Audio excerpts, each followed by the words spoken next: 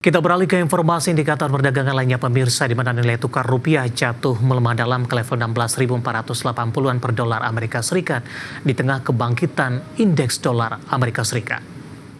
Dikutip dari data RT hingga perdagangan Senin siang tadi, rupiah melemah di 0,63% di level 16.484 per dolar Amerika, di mana sebelumnya rupiah sudah dibuka melemah di 0,31% di level 16.430 per dolar Amerika. Sementara indeks dolar Amerika Serikat menguat di 0,35% ke angka 99,05 di perdagangan Senin pagi tadi. Rupiah melemah ketika eskalasi konflik di Timur Tengah meningkat makin dramatis menyusul serangan Amerika Serikat pada Iran di minggu kemarin. Sementara dari dalam negeri pemirsa, Kepala Departemen Pengelolaan Moneter dan Aset Sekuritas Bank Indonesia Erwin Gunawan Hutapea mengungkapkan, Bank Indonesia memastikan akan terus melakukan intervensi transaksi NDF di pasar luar negeri serta transaksi spot di pasar domestik. Langsung saja kita akan update seperti apa pergerakan nilai tukar rupiah terhadap sejumlah mata uang utama berikut ini.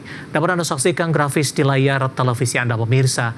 Pergerakan nilai tukar rupiah terhadap dolar Amerika Serikat di 16.496 rupiah, hampir mendekati ke 16.500-an pemirsa. Kemudian terhadap euro di 18.885 rupiah, pound sterling di 22.164 rupiah, kemudian terhadap yen Jepang di level 112,05 rupiah.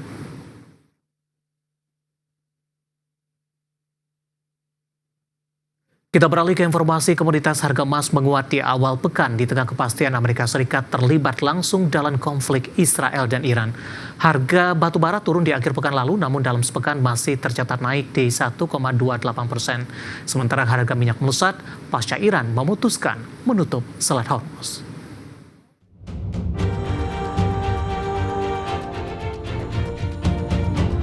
Harga emas menguat di awal pekan setelah Amerika Serikat akhirnya ikut berperang bersama Israel untuk melawan Iran. Di tengah kekhawatiran akan eskalasi konflik, investor kembali melirik emas sebagai lindung nilai. Di perdagangan Senin pagi, harga emas dunia di pasar spot menguat 0,16% di posisi 3.373,19 dolar Amerika per troy ounce. Harga batubara turun di perdagangan akhir pekan lalu. Mengutip dari Bloomberg, harga batubara di pasar AS Newcastle untuk kontrak pengiriman Juli ditutup di 106,6 dolar Amerika per ton, melemah 0,37%. Meski melemah, harga di sepanjang pekan lalu naik 1,28% dan dalam sebulan menguat 6,12%. Harga minyak dunia melonjak tajam di Senin pagi setelah Iran secara resmi menutup Selat Hormuz menyusul serangan udara Amerika Serikat terhadap 3 fasilitas nuklir utama Iran. Mengacu data definitif pukul 8.30 waktu Indonesia Barat, harga minyak Brent naik 2,69% di 79,08 dolar Amerika per barel. Sementara WTI menguat 1,23% ke 75,85 dolar Amerika per barel. Berbagai sumber IDX Channel. Dan seperti apa update terkini pergerakan harga sejumlah komoditas yang berhasil dihimpun oleh tim redaksi kami sampai dengan sore hari ini waktu Indonesia Barat. Dapat Anda saksikan grafis di layar televisi Anda pemirsa, di mana minyak WTI menguat di 0,45% di level 74,18 dolar Amerika per barrel. Nikel melemah cukup dalam di 1,22% di level 14.783,25 dolar Amerika per metric ton. Emas juga melemah di 0,44% di level 3.370,80 dolar Amerika per troy ounce. Sementara CPO kontrak pengiriman September menguat di 0,17% di level 4.125 ringgit Malaysia per tonnya. Ke topik pilihan pemirsa, di mana indeks harga saham gabungan atau IHSG ditutup melemah dalam di perdagangan sesi pertama Senin 23 Juni 2025. Namun di tengah pelemahan indeks harga saham gabungan, saham migas masih bertahan bahkan melaju kencang seiring kenaikan harga minyak global di tengah konflik Timur Tengah yang makin dramatis. Indeks harga saham gabungan atau IHSG tutup melemah dalam 1,70% di level 6.789,710 dan secara intraday sempat melemah ke level 6.751,863. Catatan ini membuat IHSG turun 4,61% dalam sepekan dan secara year to date melemah 4,10%. Anjloknya ISG terjadi seiring pelaku pasar yang masih berada dalam sikap hati-hati karena sejumlah kekhawatirannya mencuat, terutama tensi geopolitik di Timur Tengah dan sejumlah rilis data ekonomi yang memperkuat sikap hawkish The Fed. Seluruh sektor perdagangan berada di zona merah dengan koreksi terbesar terjadi di sektor teknologi anjlok 2,97%. Sektor barang konsumen cyclical turun 2,79% dan sektor properti melemah 2,72%. Adapun sektor energi melemah 2,10%, namun beberapa saham khususnya emiten migas justru naik signifikan di penutupan sesi 1. Saham PT Medco Energi Internasional Tbk atau MEDC bertahan zona hijau dengan menguat 2,10% di level Rp1.460 per saham. Saham PT Energi Mega Persada Tbk atau ENRG ditutup menguat 5,59% di level Rp378 per saham. Saham PT Perusahaan Gas Negara Tbk atau PGAS ditutup menguat 1,89% di level Rp1.620 per saham. Saham AKR Korporindo Tbk ditutup menguat 5,76% di level Rp1.285 per saham. Saham PT El Nusa Tbk atau ELSA ditutup menguat 1,21% di level Rp500 per saham. Penguatan saham migas tengah parlemen Iran menyetujui langkah untuk menutup Selat Hormuz, jalur transit global yang sangat penting sebagai respons atas serangan udara Amerika Serikat terhadap situs nuklir Iran. Diketahui Selat Hormuz mengangkut sekitar 20% dari pasokan minyak dunia. Bloomberg memproyeksi harga minyak bisa tembus $130 Amerika per barrel dan mengimplikasi inflasi Amerika akan memanas sampai 3,9% year on year. Harga minyak dunia sudah terbang 11% sejak perang Iran dan Israel meletus di 13 Juni 2025.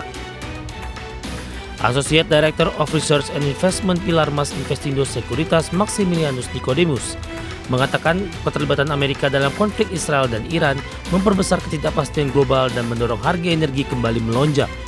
Sementara pengamat pasar modal Panin Sekuritas Raydi Okta mengatakan penutupan Selat Hormuz berisiko mendorong harga minyak menembus $100 Amerika per barrel.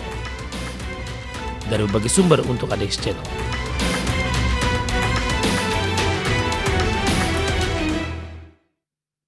Beralih ke informasi emiten pemirsa, di mana PT Aman Mineral Internasional Tbk atau AMMN akan mengalihkan saham Treasury 602,33 juta lembar, di mana saham hasil buyback tersebut akan disalurkan dalam program manajemen stock option plan. Dikutip dari Keterbukaan Informasi Bursa Efek Indonesia, Sekretaris Perusahaan PT Aman Mineral Internasional Tbk Femi Febrianti mengatakan, tindakan tersebut untuk mengakui dedikasi berkelanjutan dan inisiatif strategis direksi dalam memastikan kemajuan berkelanjutan pengembangan smelter, serta ditambah inisiatif strategis lainnya. Sementara dari ketentuan, periode pertama peserta program MSOP tunduk pada larangan untuk mengalihkan saham atau membebankan saham program MSOP dengan hak gadai atau jaminan serupa lainnya. Periode kedua, 3/4 saham program MSOP tidak boleh dialihkan hingga Juni 2025. Setelah periode berakhir, 2/4 saham program MSOP bebas dari larangan. Periode ketiga, 2/4 saham program MSOP tidak boleh dialihkan hingga Juni 2026. Setelah periode ketiga berakhir, 3/4 dari program MSOP bebas larangan. Periode keempat, 1/4 saham program MSOP tunduk kepada larangan pengalihan sampai Juni 2027. Setelah periode berakhir, seluruh saham program MSOP bebas dari larangan. Berdasarkan putusan direksi terbaru berlaku efektif sejak 26 Mei 2025, peserta program MSOP tidak lagi tunduk pada pembatasan pengalihan saham program MSOP. Seperti diketahui, perseroan sebelumnya menggeber buyback dengan menyiapkan anggaran senilai $50 juta Amerika. Biaya buyback tersebut setara dengan Rp835 miliar dengan asumsi kurs tengah Bank Indonesia sekitar Rp16.700 per dolar Amerika Serikat. Berbagai sumber IDX Channel. Dan secara teknikal pemirsa, di sepanjang perdagangan hari ini saham Aman merupakan salah satu saham yang pergerakannya cukup tangguh meskipun sempat bergerak di zona merah pasca pembukaan, namun berbalik arah mengalami penguatan yang cukup signifikan di atas 2% di tengah pelemahan dalam indeks harga saham gabungan di sepanjang perdagangan hari ini. Langsung saja kita ke grafis yang pertama, kita akan coba lihat posisi pergerakan saham Aman ditutup di pekan lalu di 7.625, dibuka flat pada pagi tadi. Beberapa menit pasca pembukaan, saham aman langsung mengalami koreksi ke 7.525 di zona merah. Kemudian berbalik arah mengalami penguatan yang cukup signifikan hingga intraday hari ini di 7.800 di sesi pertama tertingginya. Kemudian pembukaan sesi kedua penguatan terbatas di 7.750 dan level yang sama di pembukaan sesi kedua. Sebenarnya laju saham aman masih terus berlanjut di sesi kedua intraday tertinggi hari ini di 7.850. Saat ini penguatannya lebih ke arah terbatas di 7.800, menguat di 2,30%. Kita beralih ke grafis selanjutnya, pergerakan saham aman dalam 6 bulan terakhir. Di perdagangan awal Januari, di akhir Januari maksud kami, saham aman diperdagangkan masih di atas 8.000-an, tepatnya di 8.600. Februari, Maret, dan April ini mengalami tekanan yang cukup dalam seiring trading halt yang terjadi untuk Bursa Efek Indonesia pada waktu itu sampai ke 4610. Mei, Juni untuk mencoba kembali bangkit ke level 7.000-an. Bahkan beberapa kesempatan juga intraday sempat menyentuh di atas level 8.000-an kembali. Dari sisi valuasi, dengan beberapa indikator yang ada pemirsa. Ke grafis selanjutnya kita akan coba lihat dari posisi price to earning ratio-nya, minus di 61,18 kali, PSR-nya di 3899,96 kali, PBV-nya sudah jauh di atas 1 kali, di 6,82 kali, dan PCFR-nya minus di 30,08 kali. Ya, kombinasi secara fundamental, teknikal, dan juga dari sisi valuasi, dan semoga bisa menjadi salah satu referensi untuk Anda.